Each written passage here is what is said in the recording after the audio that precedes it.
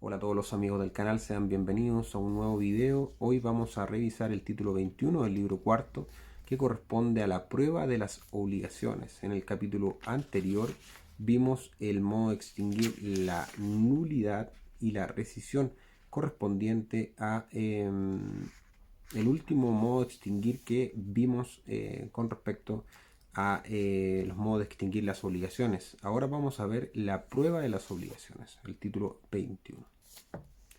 ¿De quién toca probar las obligaciones o su extinción y de las pruebas? Artículo 1698. Incumbe probar las obligaciones o su extinción al que alega aquellas o éstas. Las pruebas consisten en instrumentos públicos o privados, testigos, presunciones, confesión de parte, juramento deferido e inspección personal del juez. De que sea el instrumento público o auténtico y de que se llame escritura pública. Artículo 1699. Instrumento público o auténtico es el autorizado con las solemnidades legales por el competente funcionario, otorgado ante escribano e incorporado en un protocolo o registro público, se llama escritura pública.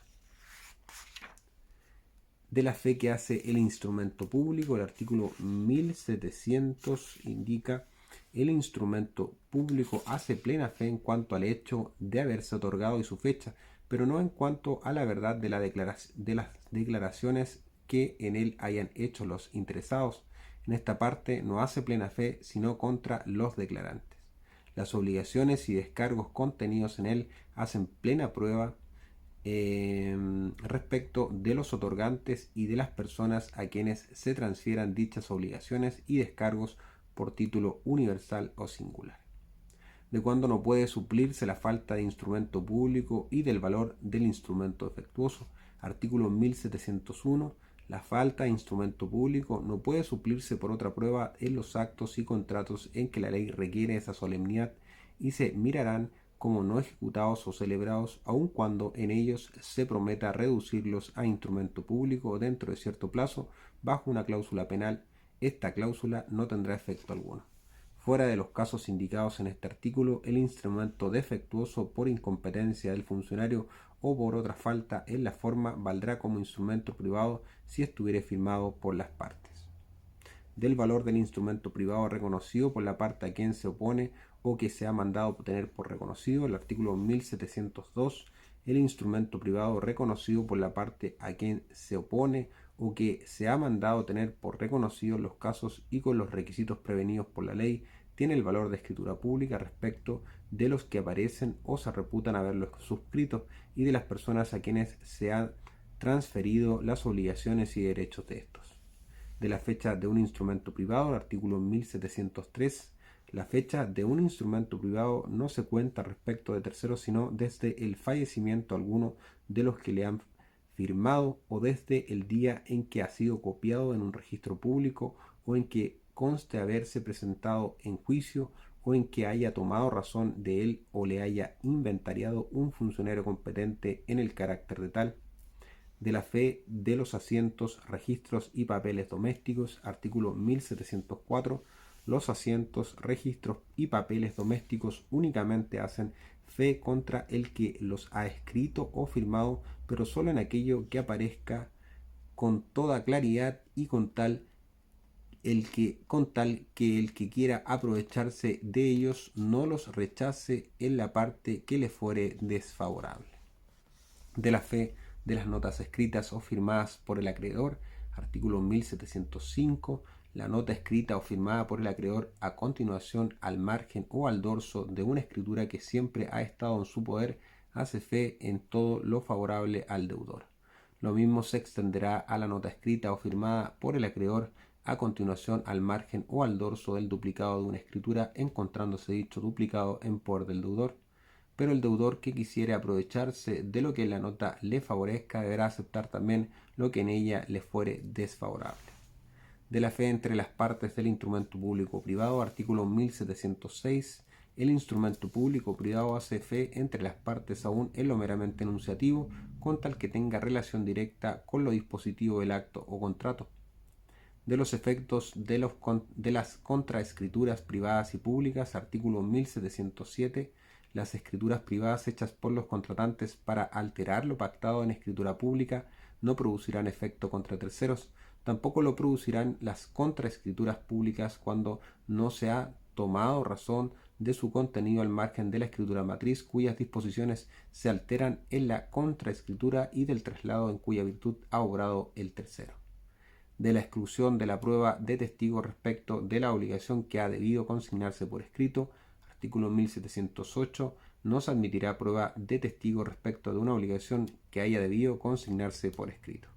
De los actos o contratos que han de constar por escrito, artículo 1709, deberán constar por escrito los actos o contratos que contienen la entrega o promesa de una cosa que valga más de 2 unidades tributarias.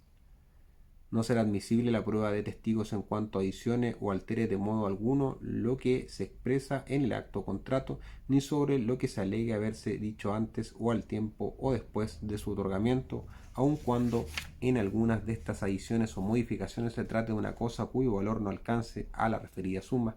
No se incluirán en esta suma los frutos, intereses u otros accesorios de la especie o cantidad debida. De cuando no se admita la prueba de testigos en la demanda de cosas que superan cierto valor, artículo 1710, al que demanda una cosa de más de 2 unidades tributarias de valor no se admitirá la prueba de testigos aunque limite a ese valor la demanda. Tampoco es admisible la prueba de testigos en las demandas de menos de 2 unidades tributarias cuando se declara que lo que se demanda es parte o resto de un crédito que debió ser consignado por escrito y no lo fue.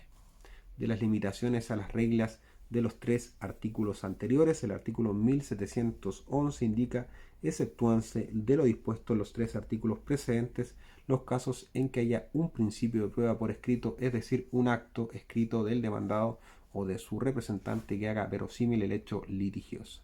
Así, un pagaré de más de 2 unidades tributarias en que se ha comprado una cosa que ha de entregarse al deudor no hará plena prueba de la deuda porque no certifica la entrega, pero es un principio de prueba para que por medio de testigos se supla esta circunstancia.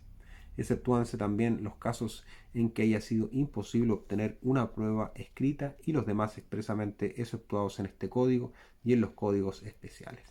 De las especies de presunciones, al artículo 1712, las presunciones son legales o judiciales. Las legales se arreglan por el artículo 47. Las que deduce el juez deberán ser graves, precisas y concordantes. De la fe de la confesión judicial de un hecho personal de la misma parte, artículo 1713, la confesión que alguno hiciere en juicio por sí o por medio de apoderado especial o de su representante legal y relativa a un hecho personal de la misma parte, producirá plena fe contra ella, aunque no haya un principio de prueba por escrito, salvo los casos comprendidos en el artículo 1701, inciso primero, y los demás que las leyes exceptúen. No podrá el confesante revocarla a no probarse que ha sido el resultado de un error de hecho. Del juramento deferido y último artículo de la prueba de las obligaciones, artículo 1714, sobre el juramento deferido por el juez o por una de las partes a la otra y sobre la inspección personal del juez se estará a lo dispuesto en el Código de Enjuiciamiento. Con eso terminamos lo que corresponde a el título 21 de la prueba de las obligaciones. Vamos a revisar en el siguiente video lo que corresponde al título 22 de las convenciones matrimoniales y de la sociedad conyugal.